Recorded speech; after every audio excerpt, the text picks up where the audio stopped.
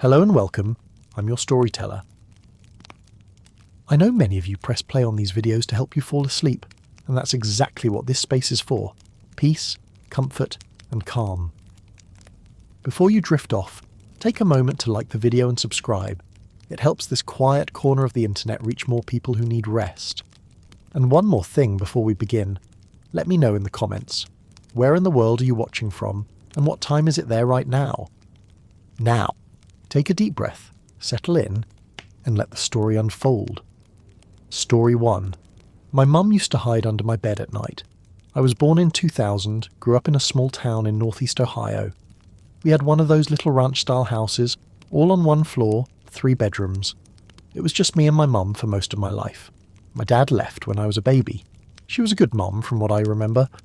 We didn't have much money, but she made sure I always had what I needed. She worked as a waitress at a restaurant in the centre of town. Always tired, but always kind. We'd watch movies together at night. She'd tuck me in, kiss my forehead, and tell me she loved me. I felt safe, except at bedtime. I must have been about 6 or 7 the first time I noticed it. One night after she tucked me in, I heard the floor creak after she turned off the light. Not out in the hall, right by my bed. I remember freezing, listening. Then I heard the sound of her breathing. Slow, heavy, right underneath me. I leaned over the edge and whispered, "Mum?" She didn't answer. Just this soft little giggle.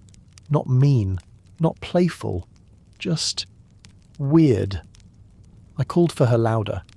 After a few seconds, she crawled out from under the bed like it was the most normal thing in the world. Smiled at me and said, "Go to sleep, sweetheart. Mummy's here." Then she left the room. The next night, same thing. I heard her crawl under right after lights out. The soft thud of her knees and hands against the floorboards, the shift of the mattress as she settled in. Then the breathing. I was too little to really question it. I thought maybe it was just a game she liked to play. But the older I got, the more I realised it wasn't a game. It became a routine. She'd tuck me in like normal, turn off the light, and then she'd get under the bed. Every single night. And then she started doing little things. She would tap on the wood under my mattress in these odd rhythms. 3 taps, then 2, then 4. Sometimes it sounded almost like a song, other times like random patterns. If I moved or sat up, she'd stop until I lay back down. A couple times, I caught her peeking out from the foot of the bed. I'd feel eyes on me and look down, and there she was. Her face just visible in the dark, one eye glinting in the faint light from the hall. No expression, just watching. I stopped sleeping well. I'd lie stiff under the covers, too afraid to move or call for her. If I tried to leave the bed, she'd grab my ankle. Not hard, just enough to stop me. Then she'd giggle again. That same soft, weird giggle. I never told anyone. How do you explain something like that when you're a kid? I figured no one would believe me. It wasn't every night that something scary happened. Some nights she'd just lie there quietly. I'd hear her whispering to herself sometimes. Words I couldn't make out, soft and steady, like she was talking to someone I couldn't hear. This went on for years. During the day she was totally normal. Made my lunch, helped with homework, joked with me, hugged me. I remember trying to work up the courage to ask her about it once when I was around 10. I said something dumb like, "Mum, why do you sleep under my bed?" She just blinked at me and smiled. "Oh, buddy, I don't do that. You must be having silly dreams." But that night, she was there again, and the tapping was louder. By the time I was 9 or 10, I stopped looking under the bed. I started sleeping on the couch when I could get away with it. Eventually, when I turned 11, she told me I was old enough to have a lock on my door. She never came back into my room. I don't know why she did it. I don't know what changed. She passed away when I was 23. Cancer. In her last weeks, she was confused a lot of the time, drifting in and out. But one night, when I was sitting by her bed, she grabbed my wrist and said very clearly, "I kept you safe, you know. You were never alone at night."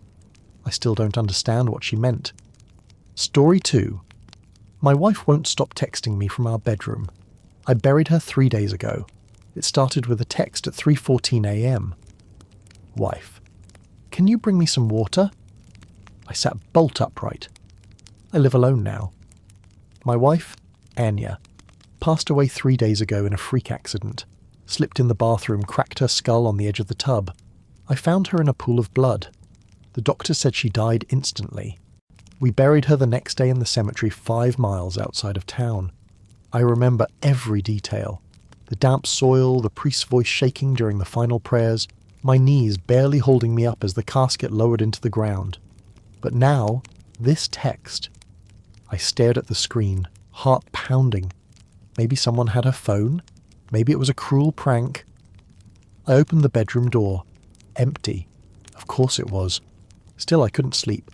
I paced around the living room thinking of explanations. Her phone had been placed in the casket with her. Her parents insisted. It was her favourite thing and she'd never liked being offline. The signal had long since died. At 3:21 a.m, another message. Wife. Are you coming? I'm so thirsty. I called the number. Straight to voicemail. No service. I turned off my phone and left it face down on the kitchen table. Then I grabbed a blanket and slept on the couch, lights on. In the morning I checked the phone. Nothing. No messages, no call log, no proof. I figured I'd dreamt it.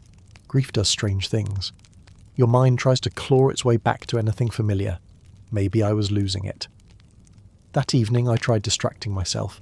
Watched a sitcom, drank 2 beers, tried not to think about how quiet the house was. At 2:47 a.m, my phone buzzed. Wife. It's so dark in here. This time, my blood ran cold. It wasn't just the words, it was the background of the message. iMessage shows a contact photo. Hers was there. She was smiling in it. But now, it was different. Her smile was wider. Too wide. Her head slightly tilted, her eyes staring directly into the lens. I swear she wasn't looking into the camera before. I opened my photo gallery, found the original picture. Her smile was normal, warm, loving. The image in the message had changed. At exactly 3 a.m, another text. Wife. I heard you moving around. Why didn't you come see me? I ran. I didn't know where I was going, just away from the house. I drove to my friend Ronak's place and banged on his door like a madman. He let me in, confused and half asleep. I told him everything. He said I was sleep-deprived, grieving, maybe having a breakdown. He offered his couch. I stayed the night. My phone didn't buzz again, but when I woke up and checked my gallery, the photo had changed. Not just her face. The background was my bedroom. Dark, but recognisable, and something pale was visible behind her. Barely visible, but it looked like a hand on her shoulder. Ronak offered to go back to my house with me. I agreed. We walked through every room, checked every lock, even the attic. Nothing. But in the bedroom, her side of the bed had an indent, like someone had been lying there recently. That night, I tried something. I put her phone in the casket, but I never turned it off. I remembered the brand. I remembered the lock screen, a wallpaper of us at the beach, her in that green dress she loved. I logged into the carrier website. No activity, no pings, no signal, but the messages kept coming. Wife. It's so cold underground. Wife. I don't like the bugs. Wife. Why won't you answer me? I stopped responding. I stopped sleeping. I took sleeping pills, drank until I blacked out, even turned off my phone completely. Then I got a text from an unknown number. No name. No contact photo, just a message. Unknown. You can't ignore me forever, Dhruv. Only Anya called me that. Everyone else says D, even my parents. I threw the phone away. 2 nights later, the door to the bedroom slammed shut by itself, from the inside. I haven't opened it. I sleep in the living room now, if I sleep at all. Sometimes I hear her calling. Sometimes she's crying. Sometimes she just says my name over and over, a hoarse whisper that crawls up through the floorboards. Last night, I woke up to find the bedroom door wide open. My wife was standing there, and she was holding her phone. Story 3. The open wound in my hand won't close. It started as a stupid accident. I was slicing chicken late at night, half watching some YouTube video when the knife slipped. A deep, clean slice across my left palm. I remember the sound before the pain, a sickening shk through skin and tendon. I swore, dropped the knife and clutched my hand. Blood poured out fast.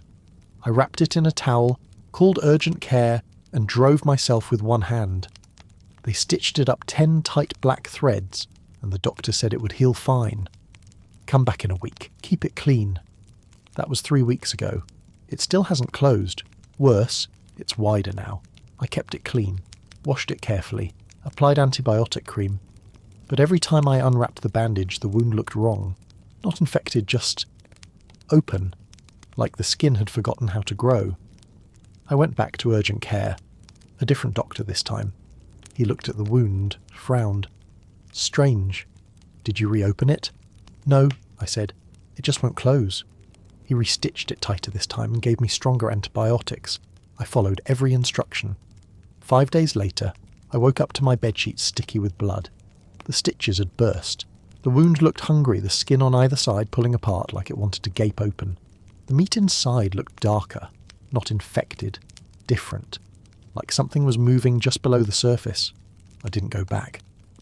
Something about the way the doctors touched it, how quickly they backed away, how they exchanged glances told me they didn't want to see it again either. Instead, I kept it covered, started filming it, watching it, every night.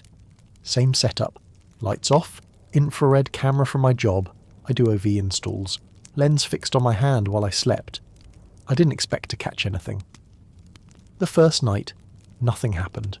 The second night, I twitched and turned, scratched at it in my sleep. The third night, something came out. It was just a frame or two. Had to go frame by frame to see it. A dark, thin shape, almost like a spider leg poked out of the wound. Then another. Then they slipped back in. The video ended with me mumbling in my sleep and rolling over. I watched it 10 times. That wasn't a dream. The wound pulsed around the edges, like it welcomed whatever that was. I haven't been able to sleep since. I keep watching it, keep recording. Every night the thing comes out for longer. On Thursday, I saw what looked like a face small, featureless, grey. No eyes press up against the inside of my hand, like it was testing the boundary. It stared up at me from the inside of my own fucking flesh. I've started hearing whispers at night. They come from inside the walls at first, but eventually they settle around me, like static building inside my skull. It's always the same voice. Let it open. Let me out. Sometimes I dream I'm holding hands with myself, except the other me is hollow, and something is shifting behind his eyes. In the dream he says, "You split the veil." We never forgot. I don't know what that means. I'm not religious, not spiritual, not into weird rituals or shit. I just cut my hand, that's all. But I think whatever I cut into wasn't just me.